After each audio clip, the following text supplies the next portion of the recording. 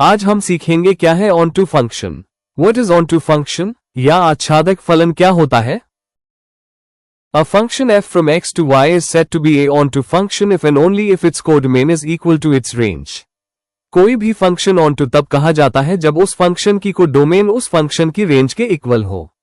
अब सबसे पहले जानते हैं कोडोमेन क्या होता है। किसी भी function f from x to y में जो सेट y होता है इसको ही कोडोमेन बोलते हैं, या यूं कहें a set which is a collection of all possible outputs is known as codomain. Codomain में वो एलिमेंट्स भी होते हैं जो किसी की इमेज नहीं होते हैं, और रेंज में सिर्फ वही एलिमेंट्स होते हैं जो किसी न किसी की इमेज होते हैं, जैसे कि इस एग्जाम्पल से समझ सकते हैं।